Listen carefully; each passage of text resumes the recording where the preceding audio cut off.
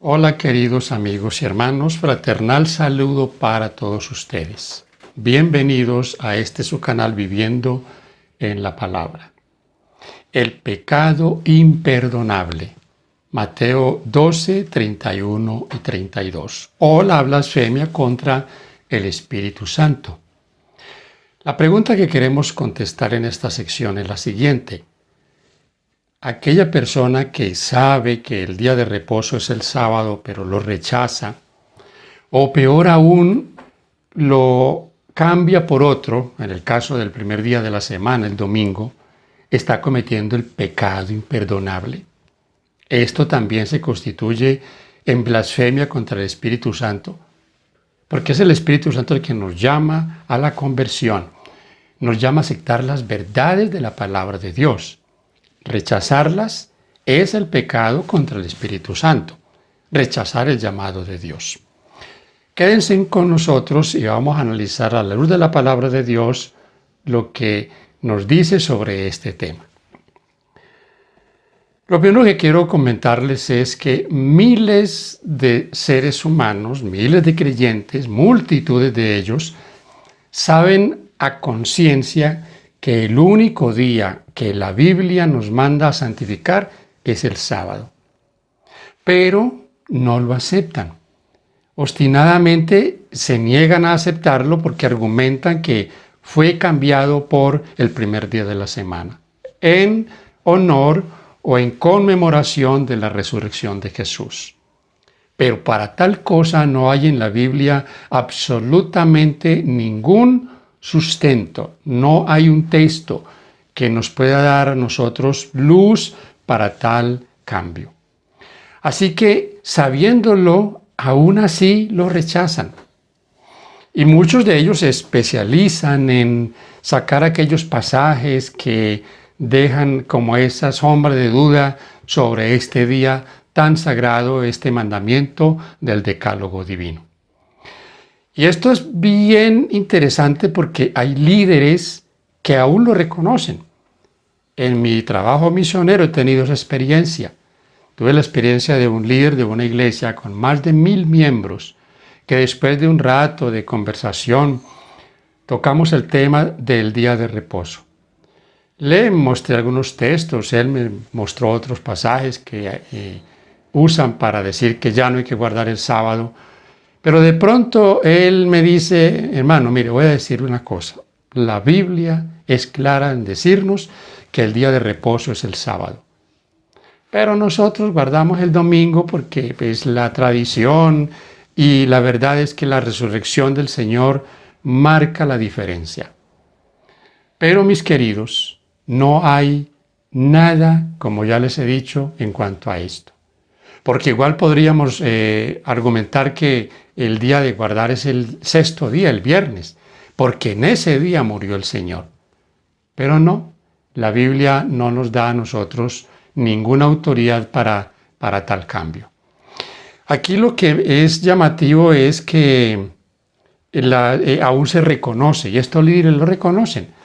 Y ténganlo por seguro que miles de líderes de iglesias saben a conciencia de que el día de guardar es el sábado, pero ellos siguen insistiendo o enseñando que es el domingo. Puede ser que haya en algunos conveniencia. Creo que sin temor a dudarlo, yo pienso en eso. Hay conveniencia económica, conveniencia de estatus, quizás el tener la aprobación del pueblo, del asunto popular, o también puede ser un asunto de orgullo. Hay orgullo en el ser humano y no aceptar el cambio después de tanto tiempo de estar diciendo que el domingo es el día de reposo. Creo que para muchos será muy difícil cambiarse. Ahora, quiero que analicemos lo siguiente. Nosotros, los predicadores, siempre llamamos a las personas al arrepentimiento, arrepentirse del pecado, a apartarse del pecado. Pero viene una pregunta, ¿qué es pecado? La Biblia nos da la respuesta en varios textos muy clara de lo que es pecado. El apóstol Juan en su primera carta, capítulo 3, versículo 4, nos dice: todo aquel que infringe la ley comete pecado, pues pecado es la infracción de la ley. O sea que aquí ya hay una pauta para nosotros analizar el asunto del pecado. ¿De qué yo debo arrepentirme? Del pecado. ¿Y qué es pecado? Violación a la ley de Dios. Quebrantar esos estatutos. Y no estamos hablando de que sea el quebrantar la totalidad de ella. Quebrantar un solo mandamiento nos hace responsables delante de Dios. Vamos ahora a preguntarle al apóstol Santiago también el concepto sobre el pecado. ¿Qué es pecado? Según Santiago 4:17, ¿qué dice? Todo aquel que sabe hacer lo bueno y no lo hace, le es pecado. Saber qué es lo bueno y no hacerlo es una omisión y se convierte en pecado. ¿Qué quiere decir eso? Yo puedo saber que ciertas cosas a Dios desagrada, pero si no las hago, si no las practico, pues igual estoy pecando, porque es una omisión. No solo se peca por hacer, se peca también por no hacer, por no practicar las cosas que Dios nos pide que nosotros hagamos para su honra y su gloria. Miren cómo Santiago lo presenta de una manera sencilla. El mismo Santiago nos dice en esa carta algo bien interesante. Voy a leerles lo que dice en el capítulo 1, los versículos 22 en adelante. Nos dice: pero sed hacedores de la palabra, y no tan solamente oidores, engañándoos a vosotros mismos. Porque si alguno es oidor de la palabra, pero no hacedor de ella, este es semejante al hombre que considera en un espejo su rostro natural. Porque él se considera a sí mismo y se va y luego olvida cómo era. Mas el que mira atentamente a la perfecta ley, la de la libertad, y persevera en ella, no siendo oidor olvidadizo, sino hacedor de la obra, éste será bienaventurado en lo que hace. Aquí nos habla Santiago con claridad de el no ser solo oidor, sino hacedor de la palabra. Y eso concierne también a la ley de Dios. De hecho, él tiene un concepto que nos presenta también en el capítulo 2, la ley de la libertad. Ahora preguntémosle al apóstol Pablo. En Romanos 2:13, Pablo nos dice lo siguiente: porque no son los oidores de la ley los justos ante Dios, sino los hacedores de la ley serán justificados. Pablo también toma ese concepto claro. No son los oidores, sino los hacedores. No basta con tener la teoría en nuestra vida si no la llevamos a la práctica. Yo puedo oír mis responsabilidades en cuanto al decálogo divino, al vallado que Dios ha puesto para proteger a su pueblo. Pero si no practico esa ley divina, si no la pongo en mi vida, si no permito que Dios la escriba en mi corazón, entonces no voy a ponerla en obra. Y por lo tanto, no soy acepto delante de Dios, no soy justo porque soy un oidor olvidadizo de lo que la palabra nos dice. En lo que hemos visto hasta aquí, mis hermanos y amigos queridos, encontramos que la Biblia es clara al decirnos que el pecado es transgresión de la ley, que el pecado es no poner en práctica las palabras de Dios. Quiero entonces que reflexionemos en lo siguiente. Posiblemente nosotros somos o clasificamos la ley de Dios en que hay mandamientos más graves que otros o que su violación es algo más delicado que otros.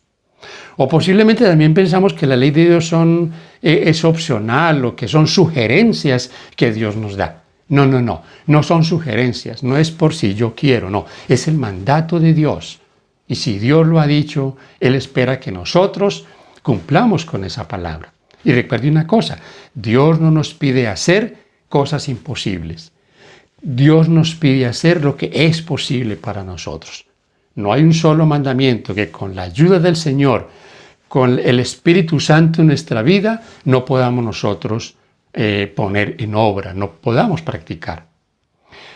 Entonces ya les he dicho, clasificamos los mandamientos y pensamos que unos son más delicados que otros. De hecho, cuando uno le predica a las personas el arrepentimiento, algunos dicen, pero es que yo de qué me tengo que arrepentir si yo no mato, si yo no robo.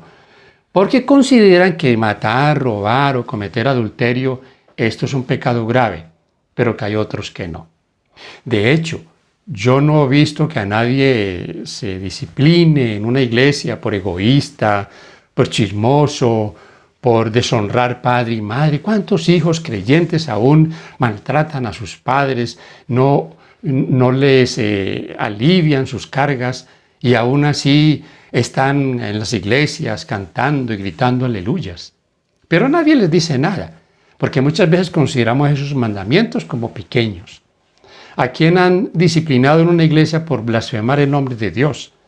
Y hay un mandamiento que dice, no blasfemarás o no tomarás en vano el nombre del Señor.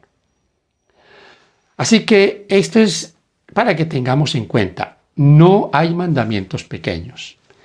Fíjese lo que dice en el capítulo 5 del Evangelio de Mateo. Aquí el Señor nos hace una reflexión en cuanto a lo que Él vino a hacer. Dice del versículo 17 en adelante, no penséis que he venido para abrogar la ley y los profetas.